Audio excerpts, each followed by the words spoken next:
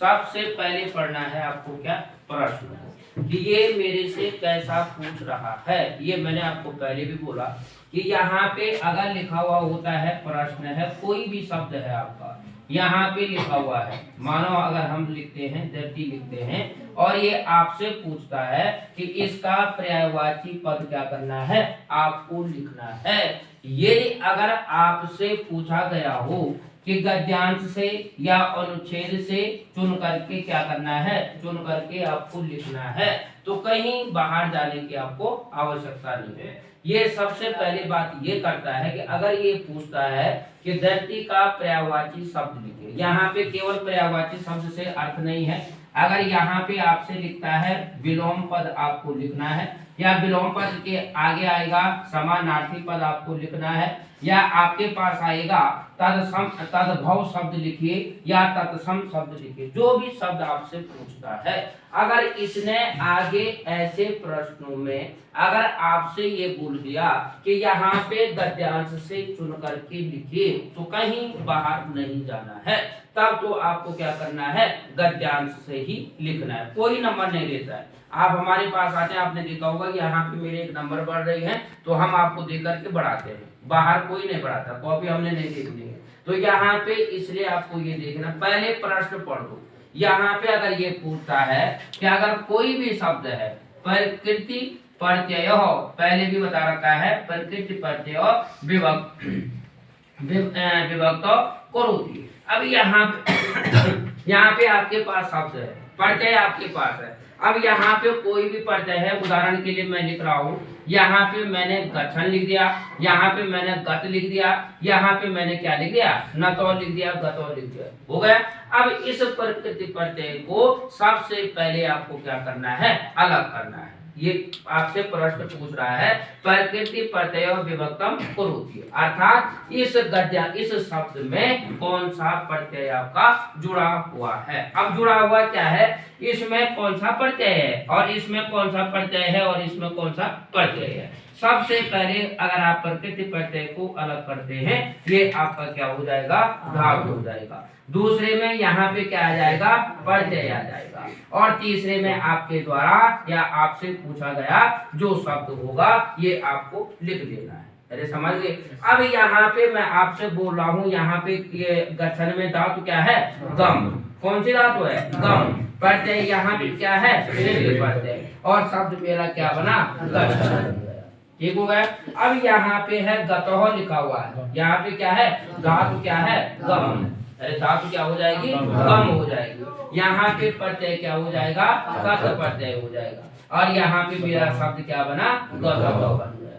ठीक हो गया। अब यहाँ पे ये कह रहा है जैसे गठन का ये श्रित प्रत्यय हमने बनाया, आपको पता है कि यहाँ पे श्रित प्रत्यय में तीन पुल्लिंग, स्त्रीलिंग और नपुंसकलिंग में कौन सी याद रहती है। अब ये नहीं बोलूंगा मैं कि आपको ये याद करना है, वो वाक्य याद करना है, कोई समस्या नहीं। अब केवल आपको समझना है, यहाँ पे गम है, यहाँ पे गतौ लिखा, ये आपका मुंह कहाँ चले गया, आपको पता है। यहाँ पे क्या होता है, समान वर्ण से हो न हो कैसा भी हो, और यहाँ पे मेरा शब्द क्या बनेगा, गतौ। ठीक हो गया। अच्छा, अगर ये विलोम पद पूछता है, यही गद्यांश से लिखना है। अगर ये वाला नहीं लिखा होगा, गद्यांश से चुनत नहीं लिखा होगा, और यहाँ पे केवल लिखा होगा पर्यायवाची पदम लिखकर, आप अपनी मर्जी से कुछ भी लिख सकते हैं, तब कहीं जाने की आवश्यकता नहीं है। अरे हो गया। ये है आपका प्रश्न नंबर 3, चाहे आपका लोगोल चेद हो चाहे आपका गृह चेद हो। तीसरा यहाँ पे है उपयुक्त शीर्षक आपको लिखना है। अब यहाँ पे शीर्षक,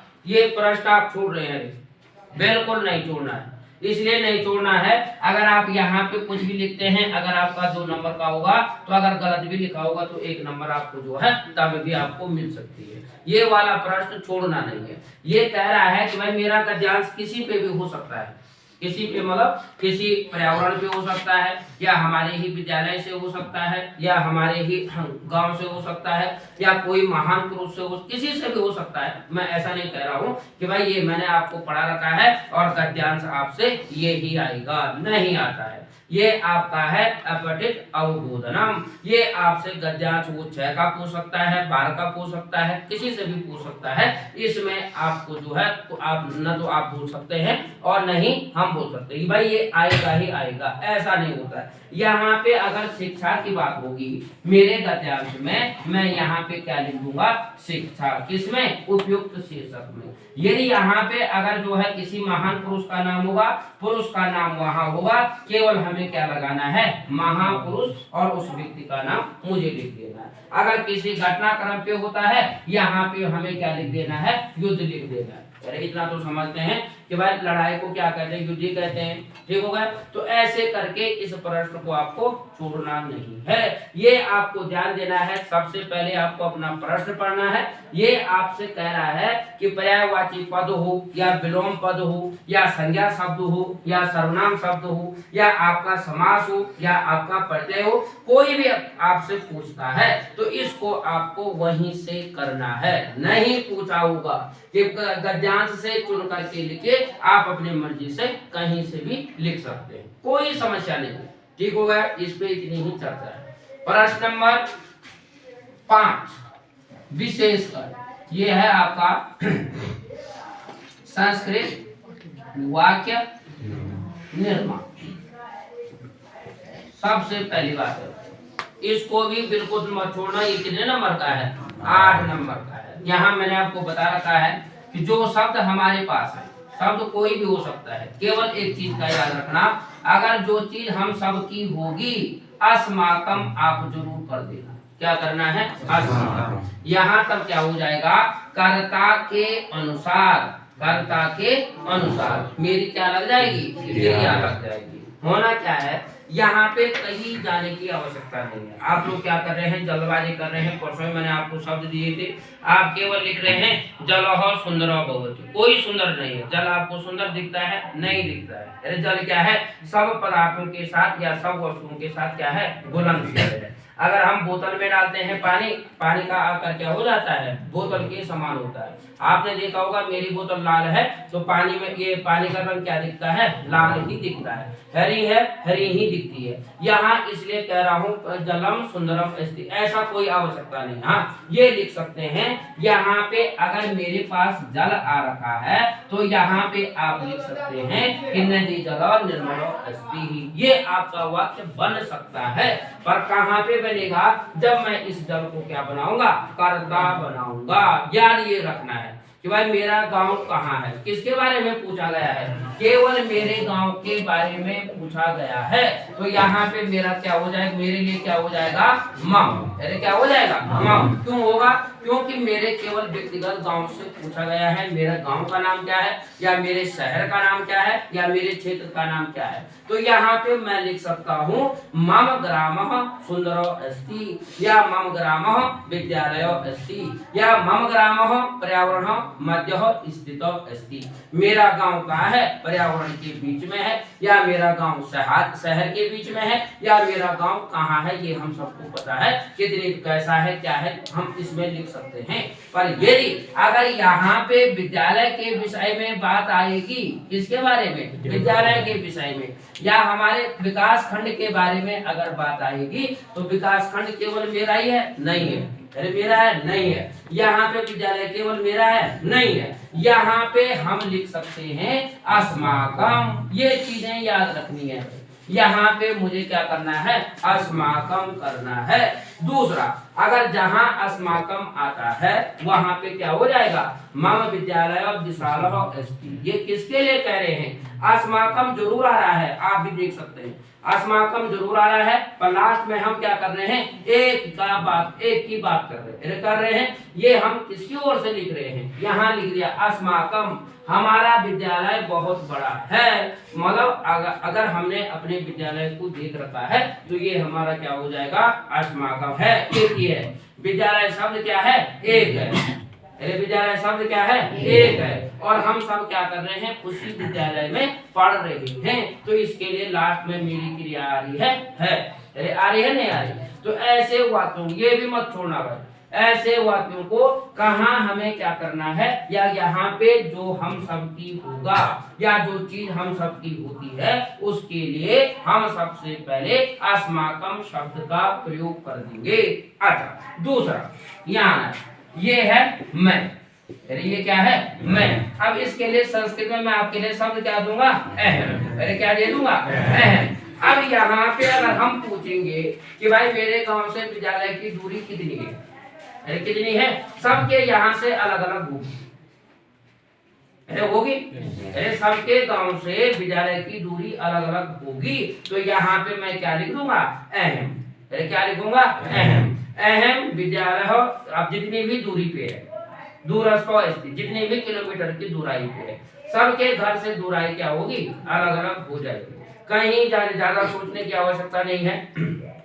सबसे पहले आप अपना पेपर पढ़ लेना, उसमें ये सारी चीजें आपके काम आएगी। पूछा होगा संज्ञा, तो संज्ञा शब्द को अलग कीजिए, किसमें से, जो वाक्य हमारा लिखा होता है।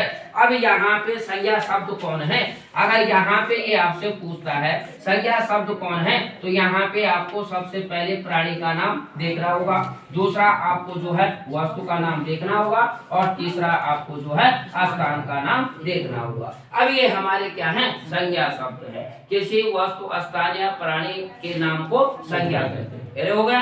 अब यहाँ पे आता है सर्वनाम। सर्वनाम जो संज्ञा शब्दों के स्थान पे प्रयोग होते हैं। अब कौन होते हैं, अरे यहाँ बार बार अगर हम किसी गद्यांश को पढ़ते हैं, अरे पढ़ते हैं, तो सर्वनाम कौन है हमारे, सौ, यहाँ पे क्या है तो, और यहाँ पे क्या है, हो गया। अब ये हमारे क्या है, संज्ञा शब्द है। जहाँ पुरुष होगा, जहाँ क्या होगा, पुरुष होगा, वहाँ केवल आपका क्या आ जाएगा, सौ।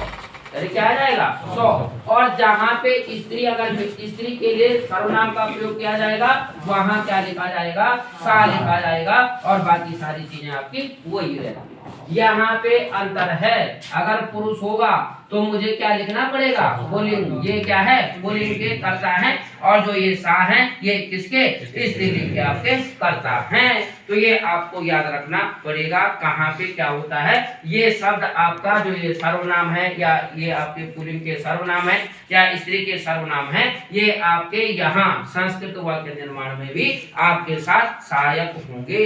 अगर बार बार उदाहरण के लिए यहाँ लक्ष्मीबाई का नाम आता है, किसका नाम आता है, लक्ष्मीबाई का नाम अगर आपके पास आता है, तो अगर गद्यांश आप लिख रहे हैं तो बार बार लक्ष्मीबाई करने से अच्छा है कि सा स्त्री ये क्या थी, बहुत महान थी, जो भी आप लिख सकते हैं कि भाई लक्ष्मीबाई का गांव कहाँ था, लक्ष्मीबाई के सा कश्य पिता नाम हो, सा किसके लिए आया, लक्ष्मीबाई के लिए आपका सा आ गया कि भाई इसके पिता का नाम क्या था, इसकी माता का नाम क्या था, इसने संस्कृत की शिक्षा कहाँ प्राप्त की, उसके बाद इसने कौन कौन से आंदोलन इसने किए। तो यहाँ पे बार बार ये लक्ष्मीबाई लिखने से अच्छा है आप किसका प्रयोग कर दें, सा का प्रयोग कर दें। उसके बाद ये कह रहा है विशेषण, क्या कह रहा है, विशेषण। याद रखना है संज्ञा की परिभाषा अलग है, सर्वनाम की अलग है, और विशेषण की अलग है। ये कहता है कि संज्ञा अथवा सर्वनाम शब्दों की जो क्या करता है,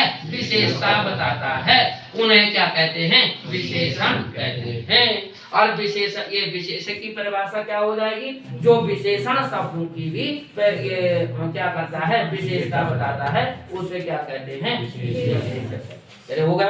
ये है आपका प्रश्न नंबर 3 और प्रश्न नंबर 5। ये चीजें यहाँ भी काम आएगी।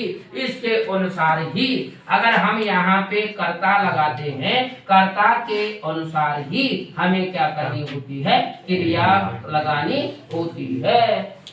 अरे समझिए, ये तो हो गई 2 प्रश्न। अब है भाई तीसरा प्रश्न भाई, ये 6, 7 और 8।